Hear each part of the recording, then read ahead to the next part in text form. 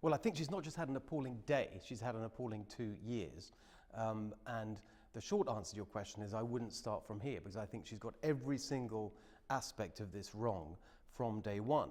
I'm sure they're all sitting there in a complete panic thinking, what are we going to do? Are we going to get the vote through? They're going to be twisting arms. They're going to do all the things that you'd expect. But in the end, all of that is a total waste of time if you've got the fundamental strategy wrong, which is what they've done. She's ruled out any other options. So should she pivot now? Can she pivot? Is there another alternative? Well, I think we've got to say very plainly that it's not just her, it's the Tory party generally over the last 2 years that have made a monumental mess of this whole situation. And it's really brought the country to the brink of a serious disaster. And I think that she can't clean it up because she's the person who caused the problem more than anyone else. But the Tory party generally can. And really what I want to say to the Tory MPs is it's not too late to clean up this mess. And I think there are 3 steps they've got to take. First of all, vote down this deal, vote her out. I don't think she can in any way rescue this situation. And replace her with? I think that's for the Tory party to decide, but you've got to have someone leading this process who believes in the opportunities of Brexit. But the third point... You can't just replace her without telling us who your vision is next. Well, someone who believes in Brexit, someone who sees it as an opportunity. There's plenty of candidates. Well, so would you back Boris Johnson as you did last time round? Would you back Michael Gove as you did last time round? They were arguing, but I'm not going to start getting involved in a Tory leadership election. The only answer, as I've been arguing all along, is for a clean break.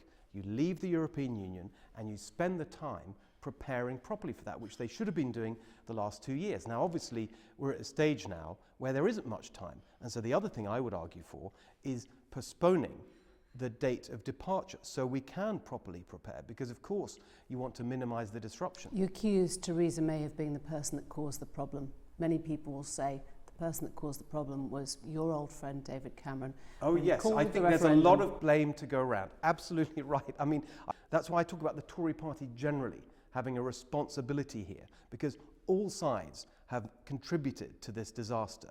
Certainly David Cameron, for the way he left office, I would say prematurely, leaving the Tory party with this overnight hunt for a leader when no one's had any sleep and everyone's shell-shocked, and you end up with that shambles of a leadership Yet you're calling election. for him to come back now. I'm just saying that the country needs a leader with character and strengths who can take the process forward. Your message is deeply confused. Your time with Cameron was spent persuading him to go into the middle, the green stuff, the polar bears, the detoxification. Did you believe any of that, did he? All of that. And the central argument that we made, and one of the elements that's probably most associated with me that captures that, was this notion of big society, not big government. At the heart of that was the notion of decentralizing power. The core idea at the heart of populism, I think, is this notion of people power. Look, the question is, what were you doing as his advisor? If you were a populist, what were you doing with a centrist government? I was trying to make a populist agenda happen, which is all about putting... Did you tell him? Did you say, David Cameron, you need to be a populist? That word wasn't a word that anyone was really using back then. But the idea of people power, that was the heart of what we were trying to do. You never went to him and said, I am a populist who believes strongly in Brexit. I did tell him that I believe in Brexit very strongly, and as I've said before, I argued that actually, and so did he, by the way, he also believed in leaving the European Union at one point. At one point? You don't think he took people into the referendum? Right. Before he became Prime Minister.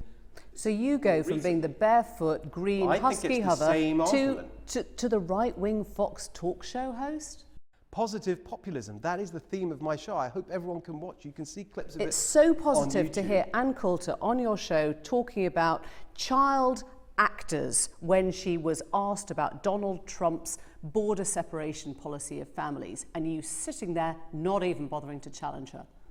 We do challenge our guests. I did. You didn't? I did. I said to her at the time that is something that you want to get out off your chest, that's fine.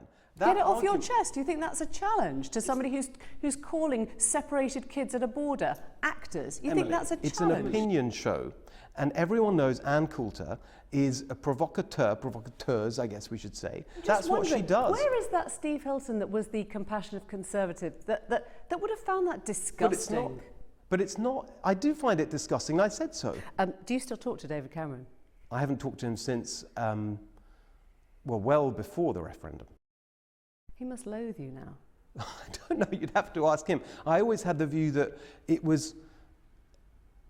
shouldn't have been the case that you can't disagree on something, even something as big as this, without that getting in the way of your friendship. I don't see why that has to follow. From my point of view... It didn't seem perhaps like disagreement, it felt like treachery or disloyalty or something vindictive. Why would you use any of that language? So your interventions came at a time when the Prime Minister that you were advising, had been advising, whether he was right or wrong, was trying to fight for his political corner, and you were nothing to do with the government, and yet you kept coming back and trying to make he was the one, remember, and George Osborne actually, who said, look, this is bigger than any election campaign. This is like the biggest issue of our generation. You're the one that's not friends with him. So no, I'm not from my point of view. Right. I'm Steve Hilton, thank you. Thank you.